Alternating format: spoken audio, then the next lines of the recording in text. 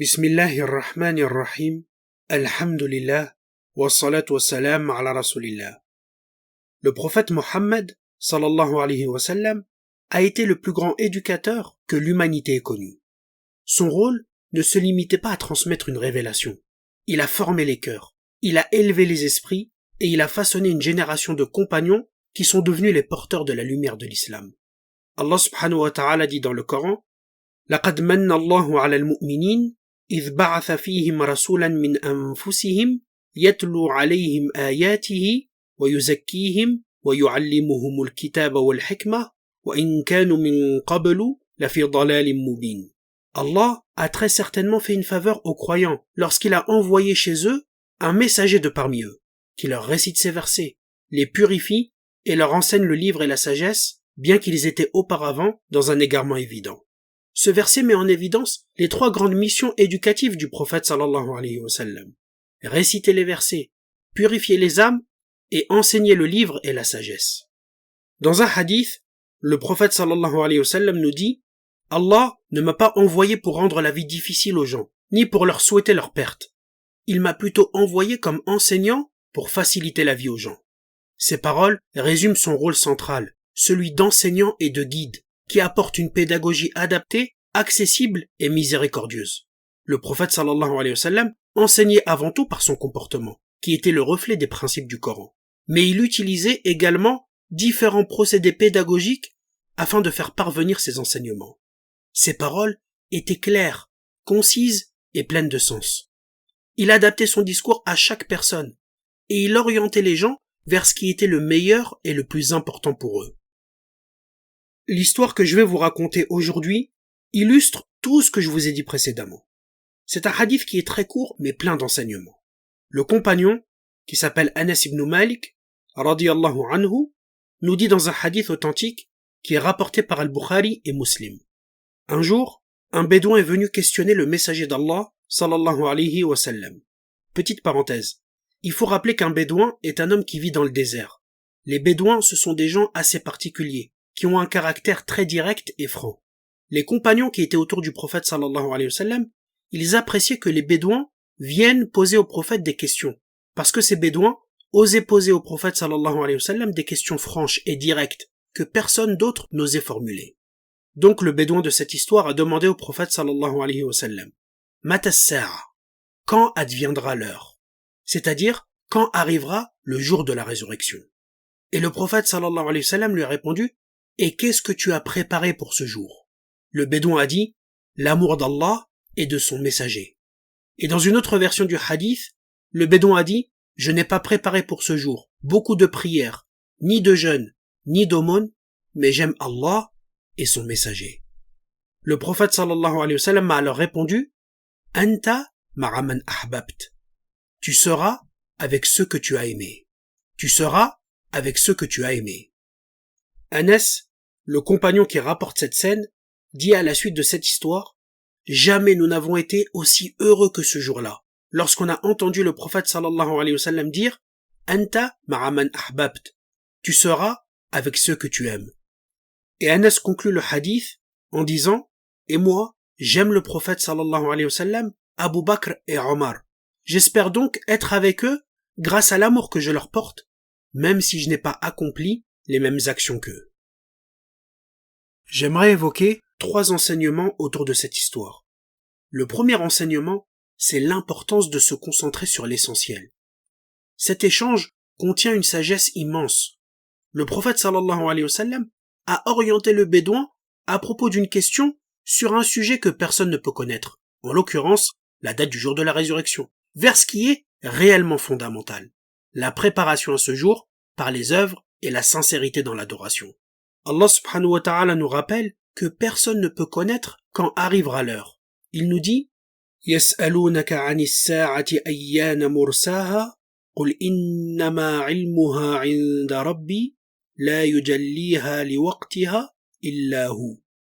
Il t'interroge au sujet de l'heure. Quand arrivera-t-elle? Dis: sa connaissance est auprès de mon Seigneur. Nul ne la manifestera en son temps, sauf lui. Ainsi Allah subhanahu wa ta'ala a caché le moment exact de l'heure pour que le croyant se concentre non pas sur le quand, mais sur le comment. Comment se préparer à ce jour? On comprend donc de ce hadith qu'il existe fondamentalement deux types de questions.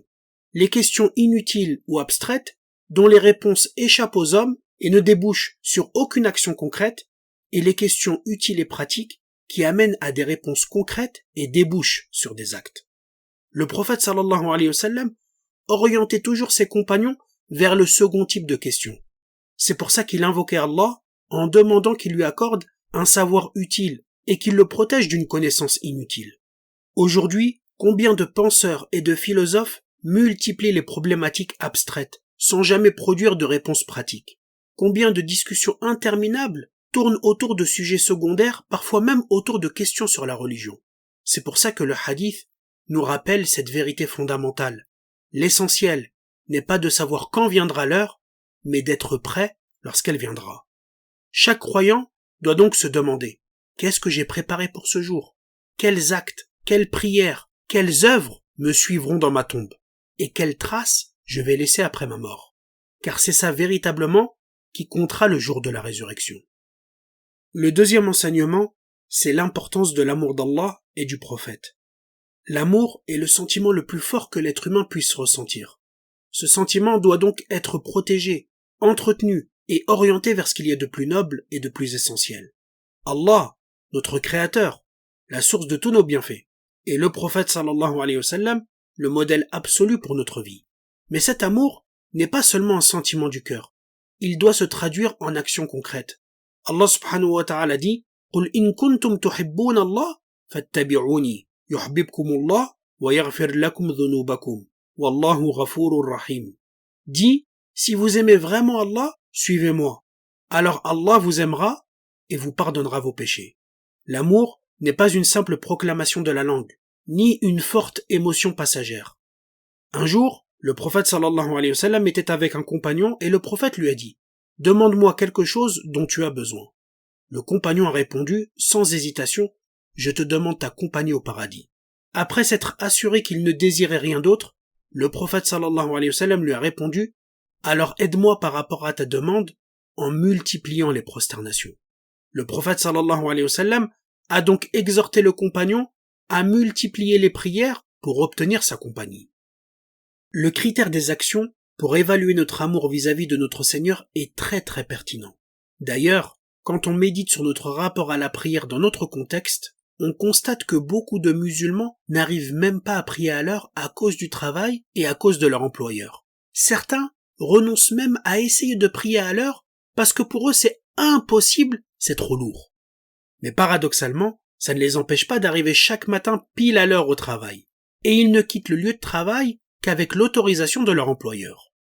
Au-delà des excuses et des difficultés de chacun, cet exemple est significatif. D'une part, ça montre l'état de notre société, qui pousse à donner la priorité au matériel, au profit et à la carrière. Regardez, on donne tout pour le travail. On autorise les pauses café-cigarettes et en même temps, on interdit aux gens de prier. Et d'autre part, ça montre la faiblesse de notre rapport à la spiritualité et à la religion. Par ailleurs, l'amour se développe par l'intermédiaire du savoir, parce qu'on ne peut pas aimer quelqu'un véritablement sans le connaître. Combien de personnes affirment aimer Allah et son prophète? Mais qu'est-ce qu'ils connaissent véritablement de leur Seigneur et de leur prophète? On passe des heures à s'intéresser à des soi-disant stars, à des gens superficiels, qui au mieux ne propagent que des futilités, et au pire, invitent à la débauche. Combien malheureusement connaissent leur vie par cœur et dans les moindres détails. C'est pour ça qu'il est essentiel pour nous de se recentrer sur ce qui compte vraiment, sur ce qui donne un sens à notre vie, et ce qui donne un poids à notre au-delà. Le savoir est le premier carburant de l'amour. Connaître Allah, méditer sur ses attributs, et étudier la vie du prophète sallallahu alayhi wa sallam, c'est faire grandir cet amour dans le cœur et dans les actes. Le troisième enseignement, c'est que l'amour, c'est le moyen le plus puissant de s'élever spirituellement. L'amour, c'est le cœur de l'adoration. C'est lui qui pousse le croyant à se surpasser dans les bonnes actions. Et même si un serviteur n'a pas accompli de très nombreuses œuvres, l'amour sincère d'Allah et de son prophète peut l'élever à des degrés qu'il n'aurait jamais atteints seul.